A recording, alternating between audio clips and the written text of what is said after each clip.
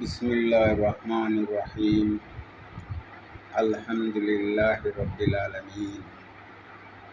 আল্লাহ পাক রব্বুল আলামিনের প্রশংসা, আল্লাহ তাআলার শুকরিয়া আদায় করি, যে মালিক, হায়াতের মালিক, মৌতের মালিক, রিজেকের মালিক, সুস্থতার মালিক, অসুস্থতার মালিক, বিপদের মালিক, আপদের মালিক, বালা মুসিবতের মালিক আল্লাহ পাক রব্বুল আলামিন।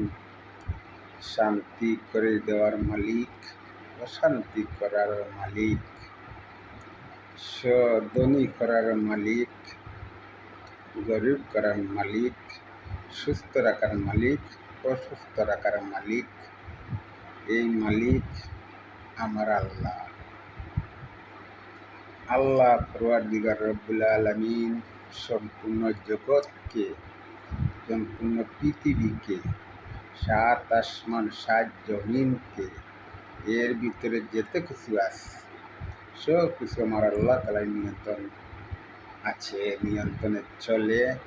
আল্লাহ তাআলার ইশারায় মেঘ আসে, বৃষ্টি আসে, তুফান আসে, প্লাবন আসে, আপদ আসে, বিপদ আসে, রোগ আসে, সুস্থতা আসে, ধন আসে, গরিবি আসে, সব কিছু আল্লাহ পরওয়ারদিগার রব্বুল আলামিনের নিয়ন্ত্রণে, আল্লাহ তাআলার ইশারায়, আল্লাহ তাআলার যেটা চাইবেন এইটা করতে পারেন।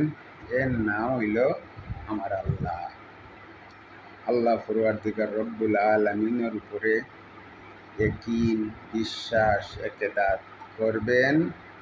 আল্লাহ তাআলার হুকুম বিধান মতো চলবেন।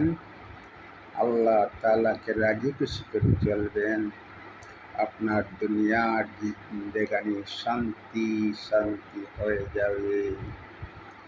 পরওয়ারদিগার রব্বুল আলামিন আখিরাতে যাইতে হলে, আখিরাতে শান্তি থাকতে হলে নবী মুহাম্মদুর রাসূলুল্লাহ সাল্লাল্লাহু আলাইহি সাল্লামের তরিকায় চলিয়া আখিরাত যাইতে হবে। নবীজির তরিকায় আমল করতে হবে। নবীজির তরিকায় 5 ওয়াক্তের নামাজগুলো আদায় করতে হবে। নবীজির তরিকায় দান, সদকা, খয়রাত, আল্লাহ তাআলাকে রাজি খুশি করা নবীজির তরিকায় করবেন।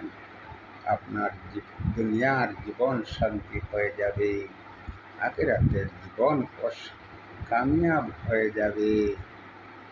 এর জন্য ভাই বন্ধুগণ, যত কিছু করবেন আল্লাহ পরওয়ারদিগার রব্বুল আলামিনের হুকুম মোতাবেক করবেন।